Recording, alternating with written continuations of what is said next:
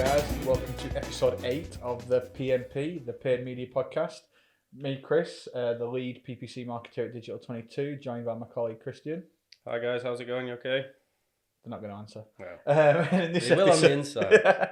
And in this episode, we are talking about how to get the most out of your PPC budget. Mm-hmm. So we have a range of budgets here at Digital22 for our clients. Mm-hmm. So we've got some clients who spend upwards of $10,000-$15,000 a month, and yet we've got some who spend £80 a day, and you've got to get the absolute most out of it. So what we're going to do, run through what not to do with your budget, and then we're going to spend a bit of time on what we think you should do with your budget to help you get the most out of that. Yep, sounds good to me. Crack on. So first of all, if you've got a budget and you're working on Google Ads, what is the one thing that you think you should do straight away? I think, well, on my sheet I've got it ordered the wrong way, but I think research is probably if that's what we're starting with. We're starting with the things that we should be doing, isn't it? No, not doing. What not doing? What not to do straight away. Oh, right, straight away. I suppose it's just got, a lack of research in that case, going off at a whim. Like, what I find with a lot of clients is that their opinion comes into it a lot, which is correct to some extent, but when they're plucking keywords out of thin air, they might be right, but I think it's very important that you clarify this and make sure that it's definitely bang on what you're looking for, and also, which goes on to the sort of setting your own bids. I think that's part of the research. You start to understand what their actual bids are, and you can bid efficiently and effectively. Because if you just start overbidding, you might just think, well, my average CPC is really high. All of a sudden, maybe it's not for me. Maybe we need more budget, so on and so forth. So I think in terms of just starting with the keywords, I think that's just critical, to be honest with you. I agree. What I find a lot is I don't think people spend enough time in the search query reports. This is obviously a bit further on, but you've got to start out with a list of negative keywords who you don't want to be showing for. Of course. Just to make sure you're doing that. What about things like bid strategies and stuff like that? Now, for me, I tell this to all our clients, no matter how much they spend. I always like to start a manual bidding before you go automated. Of course. Google really, really try and push responsive search ads, automated bidding, ad suggestions and everything like that. Like, they know your business and your campaigns better than you do, which they don't, and it's flat out they just don't. So whilst they do have their place later on when you're a bit more established, I think you should always look at just starting off with manual CPC, get some data in the account, figure out your baseline CPA, and work from there, and then you can start getting a bit more adventurous. Yeah, no, I think you're right. I think as you were saying with the automated, maybe if you've got tons of data, that's the way to go, because you've already probably gone through the manual CPC process. But for, like you're saying, to begin with, I think it's very important that you understand how your account's structured, what's working, where the spend is, and actually take a bit more control over it, like you said. Control is massive. Even with the responsive search ads, I know that they're getting rid of expanded search ads this year, but there is, to some extent, some form of non-automated, so you can obviously pin them to headline 1, 2 or 3. So there is ways of kind of making it less responsive as it should, and that gives you a bit more control over what you prefer, rather than allowing Google just to do that. So I think to begin with, the smaller your budgets, I think just stick it with manual and try and get the most out of what you can see, rather than say a manual's enhanced CPC, which it's just going to push it towards clicks. The other automated bidding strategies, and also if you're a bit of a novice on it, they're a bit of a minefield. I remember when I first got into it, and it took me months to properly understand. I think target CPA, I don't think, is it one of they've got rid of it. No longer. So they had like 4 or 5 different ones, and it becomes a minefield. You don't really know what you're after to begin with. Like, are you after traffic, or are you after conversions, or are you after both? And then how do you identify which one's for you? So I think you start getting yourself into a bit of a hole if you're focusing on that. You've got bigger things to worry about at the start, hence the manual CPC. And Google are really clever as well, because if you ever ring up, then what they'll often say is, well, first of all, you need to up your budget, and then you need to put it on an automated bidding strategy. I have no money though. This is it. I mean, sometimes, like small businesses, Google Ads is like their lifeline to get traffic and conversions and stuff like that. And Google is an absolute monster when it comes to spending. Like, I'd love to be there sometimes when you've got like this smaller business and Google has spent like 2 or 3 times their daily budget, because it's absolute panic. Yeah, of course it is. Because it's in their terms and conditions and they can do this, but they're not very clear on explaining that when it comes to it. Now, we did, this is episode 8. We've done podcasts before where we talk about, you should only use your marketing budget as what you're prepared to lose. To lose, yeah. Which is true, but at the same time, if you're a small business and you're starting out and you're trying to get that first foot, yeah, exactly. Yeah. So you're trying to get that first foot on the ladder almost, and you're trying to get going and get a bit of traffic to your website, and you've got this great like online catalog, and you need to get people there. So, but for Google, it's almost like it's a faceless monster. Yeah. Sometimes it's the same for all. I mean, Google gets a bad rap, but Microsoft ads, they'll do exactly the same, because that is literally Google with a different badge. Yeah. Any of the paid platforms, really, if you're not really careful, and if you've got a small budget, then you just need to be really diligent with it and almost have like a little checklist that you do every time. So it's on manual bidding, you know your daily budget, you know what you're going to be spending, and everything like that. So yeah, then it was negatives really. That was the next one, really about like search query report and making sure like those first couple of weeks you are really on it. Yeah, every day, I think. Yeah. Obviously depending on budget, but yeah, the premise stands and it's an important, If your budget's smaller, then you don't want to be wasting money on clicks that are irrelevant. So just make sure you take some time. Be prepared for looking at a search query report as well, because you will be shocked by what people are typing in is triggering your ads. Yeah. Especially when it comes to like the different match types that you've got and everything like that. 100%. And also just a little tip which I found is that if you do it, next time you look at it, put the date range from the last time you made the changes, because it'll still have all the negatives in there that you've already excluded. And you'd be like, well, I thought I've actually removed that. And you have, it's just the date range is making you look like a fool. So. Yeah, and also if you put the added excluded, you could put the ones you've already excluded and take those out as well. Yeah, but it's just, you've got to spend a lot of time. Just get comfortable in your search query report as well. And because I guarantee as well there'll be keywords that you've missed in your research, 100%. Because you'll never ever know what someone is going to type in on Google Ads to trigger your ad. It can be something that is really, really obscure and you'd never think to put it, but it might have had like 3 conversions or whatever. So it's always worth just being open-minded when you're looking at your search query report. So you've got your campaigns, you've got your so if you've got a small budget, then you split them into different campaigns.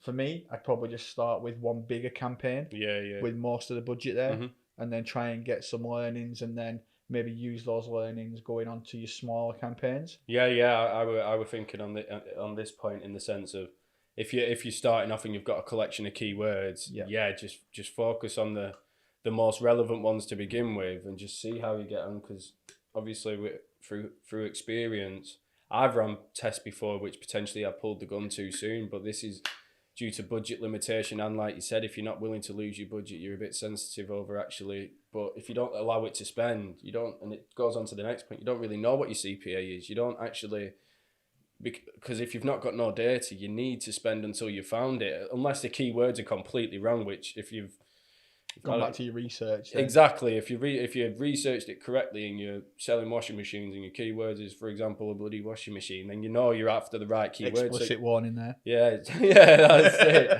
So I think it's just you need to be willing to lose, like you said, you lose your first bit of budget, but it's worth it, because as soon as you've identified your CPA, then you can work out internally within your business, right? Is that profitable for us? Yeah. If it is, or if it's close, maybe it's not, but it's close to what it is, then obviously you can optimize and get it down. But at least you start figuring out your ballpark figure, how much it's going to cost to get you a contact us or a lead or some form of conversion. So I think pausing a test campaign too soon, and that's across all platforms, you just need to give it some time. I think a bit of patience, obviously, depending on how much you spend will depend on how quickly you identify it. But I think you definitely need to give it some time. The worst thing for me is when someone comes and says, I've got a budget, I've got £1,500 a month, what will I get for that? Yeah. And you go, there's no drafting here. There's absolutely no idea what you'll get for that. No. Because you've got to test. 100%. If you've not done anything before, you've got to test. You don't know. It might be quite a high ticket item. So if it's quite a high ticket, then you're probably going to get, one conversion for every 2 or 3 leads. Probably give more of an indication of how many clicks you'll get rather than. But in terms of conversions, unless you've got data to go off, you don't have a clue. Or you can look in your competitor's account, but you don't have a clue really, do you? But in terms of clicks, at least you can see average CPC right, roughly divide that by what I'm spending. But then again, are you always going to dominate them keywords? And just on that as well, about like looking at your competitor's account now, things like SEMrush and SparFu, stuff like that, they are good tools. We use SEMrush a lot, but the data that they give you is very rarely accurate for your competitor's spend. So when all these apps, platforms, everything like that say, Digital 22, our competitor spent, £18,000 last month on paid search. They don't know. No. They're using algorithms and they're working out like best case, most probable.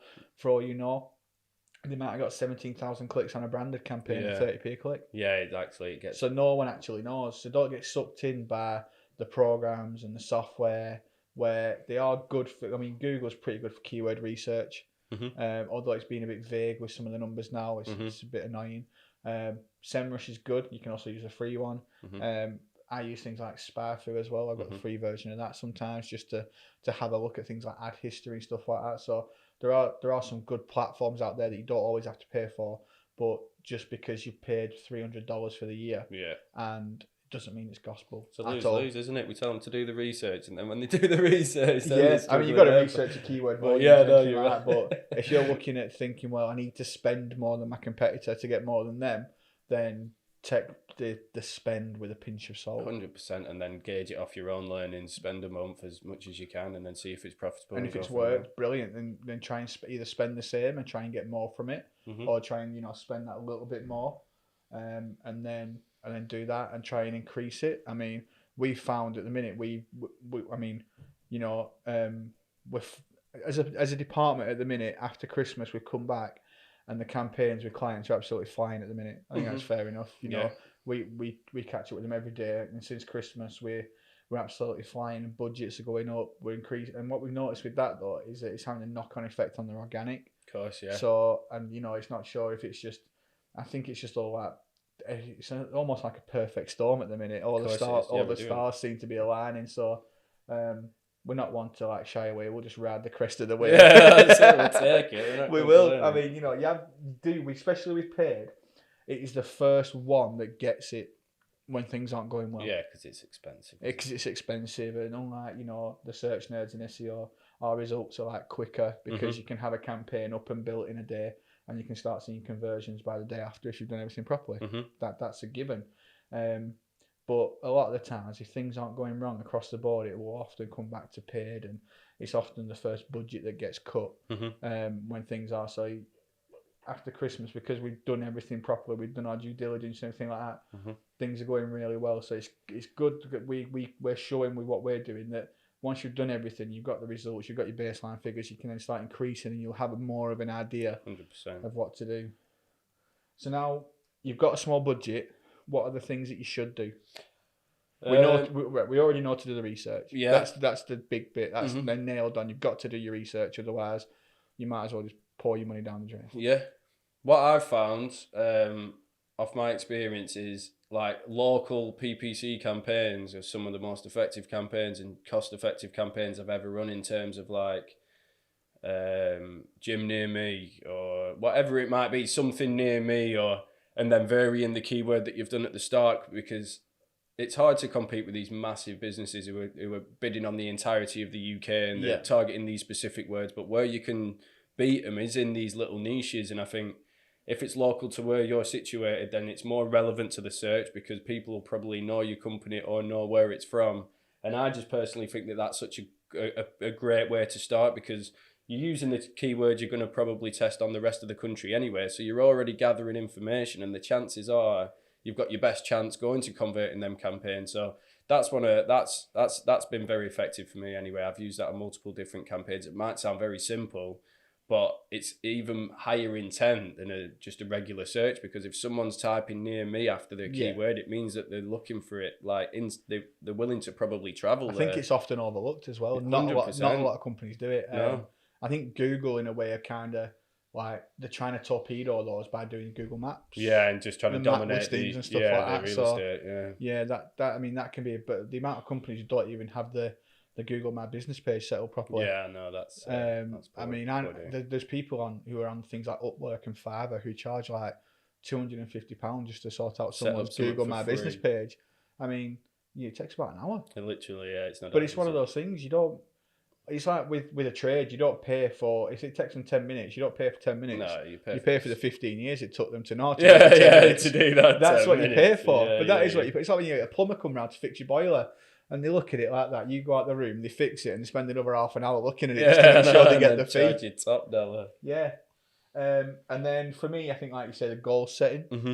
That's massive. We mentioned this in an earlier podcast. Yeah. I think and so if you've got a smaller budget, you're possibly a bit of a smaller business. Mm-hmm. So whereas you won't need to get aligned with everyone on the goals. 100%. So just be clear on what you want from it. Do you want more clicks to your website? Mm-hmm. Do you want conversion? What is your conversion? What counts as a conversion?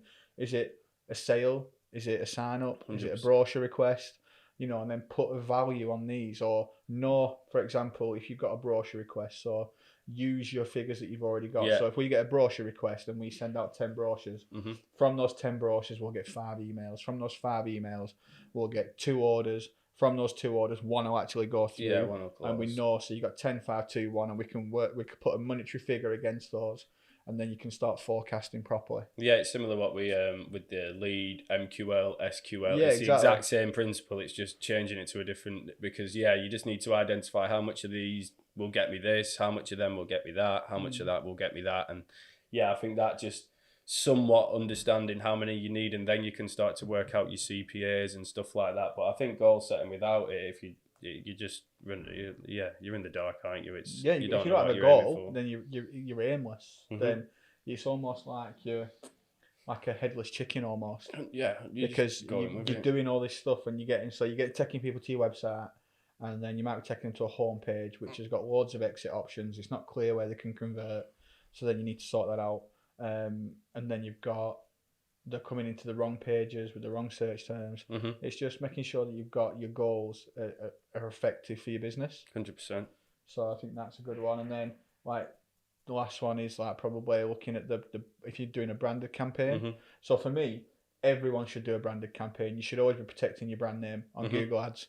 And anyone who says that you shouldn't be, then they've obviously got too much business. Yeah. Because all it takes is somebody. We've had people advertise especially when we've won Partner of the Year, because we've won that once where just after I started in 2018. That's not why we won it, but it might have helped.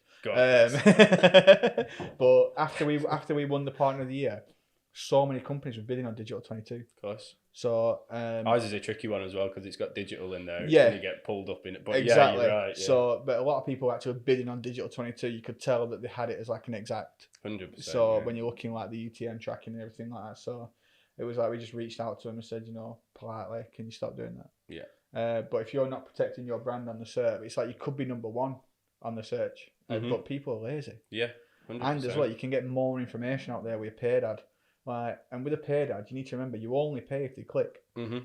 If they don't click, it's free almost. Because you can get quite clever with it as well, I think, because if you have your brand name and then say we have multiple services and we do like Digital 22 SEO, instead of them just typing in Digital 22 and going to the homepage and then navigating to SEO, we've already took them there, so the user experience is already improved on that sense. So I think it's always important. The Serp Analysis will identify, if you look at the Serp for your brand keywords, search engine results page, that is. Yeah, that's the one. And look, see if you have got, like you said, Google Maps coming up. Is there any other like shopping? I don't know why there would be, but if these things are coming up on maps, exactly, because before you know it, if there is shopping showing, if there is Google Maps showing, your organic listing's about half below the fold. It's pointless. That's ridiculous. Actually, you could be number 1. Yeah, and you're still below the fold. And then there could be 4 paid ads, and then there could be maps, and then there could be a featured snippet. Yeah. So before you know it, you're number 1, but you are halfway or more 2 scrolls 100%. Down the first page. Definitely. And you're number 1. And if you're worried about the CPA that you'll get off that, I always just separate it out from the CPA. 100%. You've got to split it out of all your reporting, because otherwise it just distorts all your figures and it makes your figures look better than what they are, but it doesn't give you a true reflection when you're then trying to forecast or plan. On the actual campaigns which you're meant to be driving some serious results for you. Yeah, that's the one. Yeah, especially with a smaller budget, you probably get it's probably going to be less than 20% on your branded stuff, mm-hmm. because of the CPA should be so good, and the expected quality score, the landing page experience should be better. So all that should align to mm-hmm. to you getting the best results there. Mm-hmm. So we've got to summarise now. So what not to do with a small budget. So I'm just going off the screen but yeah, we got manual bidding. Yeah, that's what you should do. So don't trust automated bidding straight away. Don't go manual to begin with, and don't trust the automated bidding from the get go, because it'll make you build the campaign with the automated bidding already. Hashtag don't trust Google. Yeah, don't begin with broad match keywords, and that's not in the basis that I don't trust them or anything. But if you've got a small budget, you've got exact match words to be focusing on to begin with, or very long tail keywords, but you can have them as exact again. So I think if you just go in broad straight away with no historical negatives, you're going to spend a lot of money. You are. Maybe try phrase as well. Maybe look at testing those two up. Definitely, yeah. In the same campaign, put them next to each other and in separate ad groups and see how they perform, yeah. The negatives, like we mentioned, stay consistent. If you've just set a campaign going, don't forget to not do your negatives. That's something that you need to definitely be on top of. And yeah, if you are testing something, don't pause it too early just because it's not showing signs that it's going to convert straight away. The whole point of a test is it's going to need time to bed in. It's going to need time for the budget to go across all the keywords or the audience, depending on what platform you're using. Just give it some time. I know it's hard because, like we said, it's expensive, but just give it some time. I'd just give it time. And for what you should do, for me, goals straight away. Mm-hmm. Know what your goals are. Set them. I mean, we've said this a couple of times, but make sure that they're set at the start of the campaign. Mm-hmm. Assess the Serp, like you say. If you're going to put a brand campaign out there, know your competitors. Know where you are. If you're doing locally, nationally, just know where you are and who your main competitors are. So you've got an eye on them. Mm-hmm. And then, like you say, start local. Compete in your local area, get a monopoly on that, or get very strong in that before you then look to go on to the national. Because that'll supplement your increase in budget typically, because you're going to get higher, more conversions for a lower spend. So if you can get them campaigns performing consistently, that's going to be able to supplement your testing on your broader keywords, which it's a win-win. And keep it simple as well, because you can't scale complicated. No. So that's what it is. So just keep it simple. It's really tempting to try and overcomplicate it. Like, you've got people who are spending like £400 a month worrying about the remarketing audience. Why? Worry about your actual audience. Don't worry about remarketing to £400 a month. Worry about when we've scaled that to £4,000 a month. Then worry about the remarketing audience. Of course. There's a lot more to be doing. There's a lot more to be doing before we look at trying to run before we can walk. So just concentrate on what we can control, and then everything else will take care of itself. Sounds good. See, words of wisdom there. Oh, yeah. I think that's where we'll end it. So thank you very much for listening all the way through to our rambling on, and we'll see you for the next one. Take care. Cheers.